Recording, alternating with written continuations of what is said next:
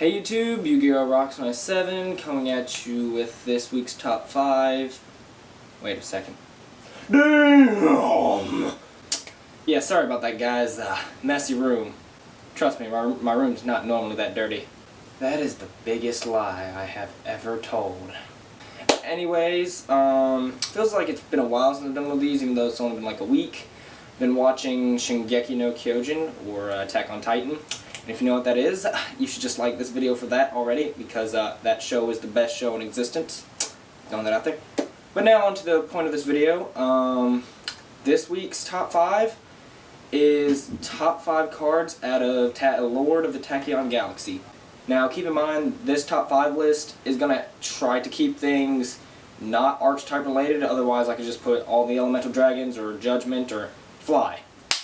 Otherwise, I could just put Elemental Dragons or Judgment Day, and yeah, we all know those cards are good. So this is going to try to keep it not archetype related. Even though there is a card that's archetype related, it's generic enough to put in this list.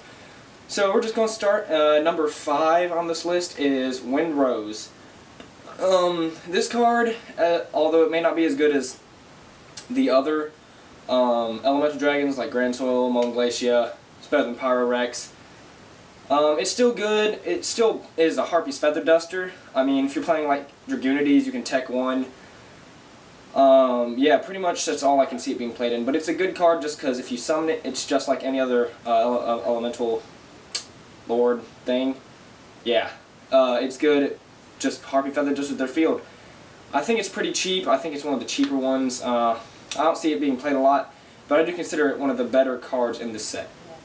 Number 4 on this list is King Feral Imp. This card is good if you've seen the Alien deck. It's the star of this deck. It's good because it's just like a Gear Gigant for reptiles. It can be used to help worms. It could be used to help aliens, and the Alien deck is actually, I looked up online, is actually a lot of people have thought of it already. I thought I'd just come up with it. Apparently I'm not as original as I think. It really just helps a lot of reptile decks in general. And it's one of the better, even though it's common, which I was surprised it came out common. I was thinking least rare, maybe even super. But it is good because it's just a Gear Gigant. Gear Gigants are really amazing, and it helps a lot of archetypes. And I was trying to find stuff that I could use that wasn't an archetype to put in the top 5. So yeah, this got put on the list. I think it's a really good card, and it's just on this list.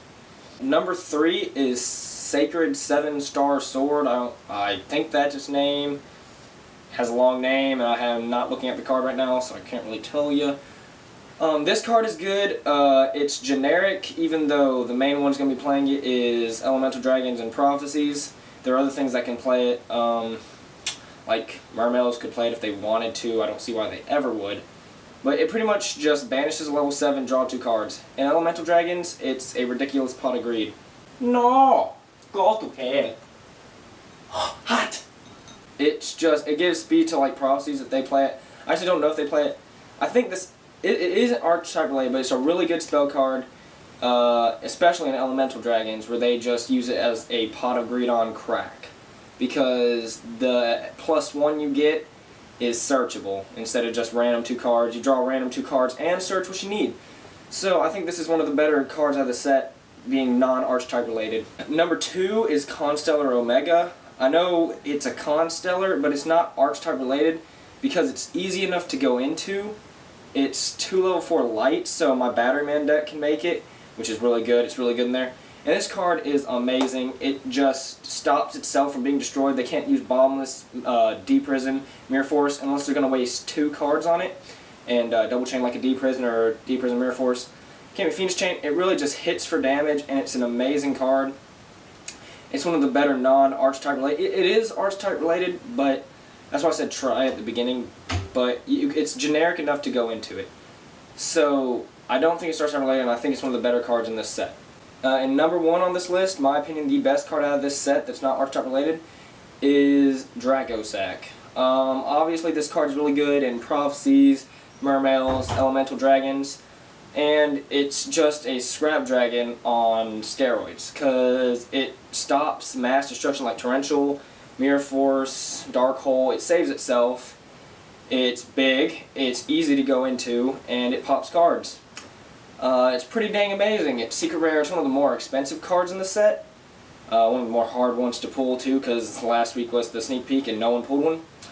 But this card is amazing, and that's why it's number 1 on this list. Okay guys, that should be it for this video. If you disagree with any of my opinions, just put in the comments what you think are the best cards in the set, because this is just what I was looking at. I didn't look through every card in the set, obviously. Didn't look at every single common. But this is what I got out of it, so if there's anything I'm missing, just go ahead and put it down there. Everyone has different opinions, so I'd like to hear yours. Also, put down in the comments what you want the next top 5 to be. You can also PM me, which is how I got this idea. So 2 people PM me to do this. So yeah, put your ideas down in the comments, PM me, like, comment, subscribe.